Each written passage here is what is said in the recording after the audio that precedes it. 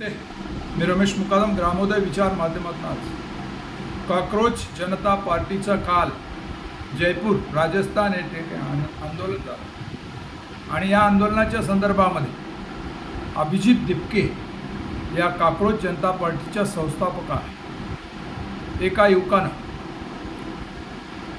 गोंधळ घालून मारहाण केली आणि चौकशी अंती सदरचा युवक हा RSSचा कार्यकर्ता असल्याचं समजलं।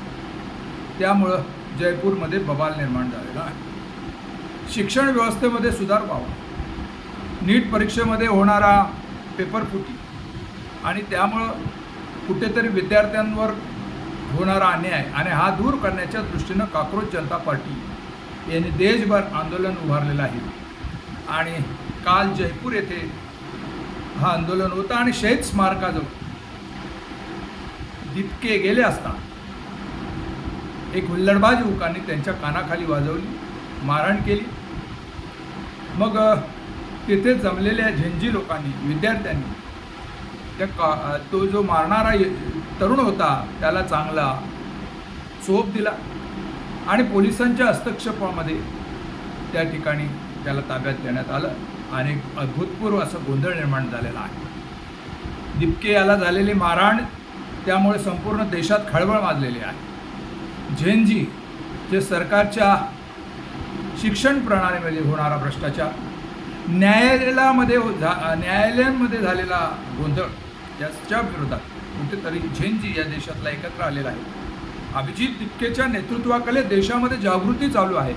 विद्यार्थी एकत्र येत आहेत आणि सरकारच्या विरोधात असलेल्या भावना त्या ठिकाणी अभिजित व्यक्त करतो आणि त्याला युवक प्रतिसाद देतात। हे कुठेतरी काही लोकांना पचनी पडत नाही। काही विघ्न संतोषी लोक ज्यांना अभिजित दिपके याचं जे आंदोलन आहे, भ्रष्टाचाराच्या विरुद्ध उभं केलेलं आंदोलन कुठेतरी चिरटण्याचा प्रयत्न आहे, त्याला गालबोट लावण्याचा प्रयत्न आहे आणि आता सरकारची जबाबदारी आहे।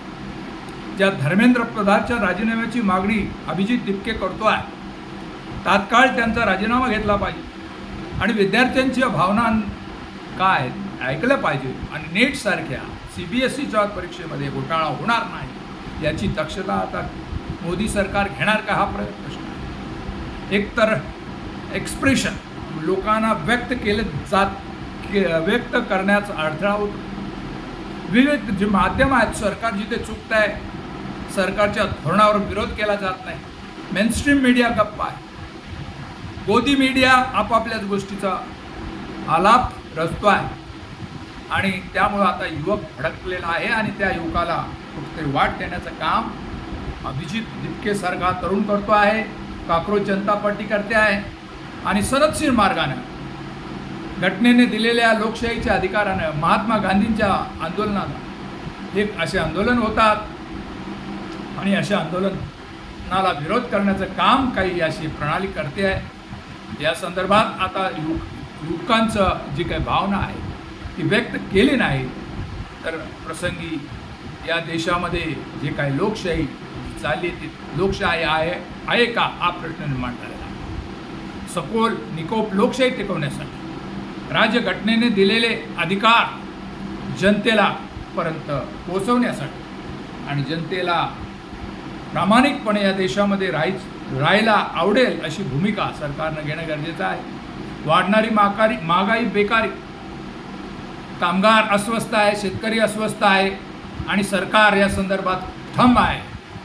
जे गुन्हे करतात किंवा असे काही भ्रष्टाचार करतात त्याच्यावर कारवाई होत नाही आणि त्याच्यावर कारवाई होण्यासाठी लोकशाही मार्गाने होणाऱ्या आंदोलन जर दडपण्याचा प्रयत्न करत असेल तर लोकांनी काय करावं, हा प्रश्न आहे। या संदर्भात आपलं म्हणणं काय, कमेंट्स करा आणि माझा व्हिडिओ जर आवडला तर लाईक करा, सबस्क्राईब करा आणि फॉरवर्ड करा। जय हिंद, जय महाराष्ट्र, जय भारत।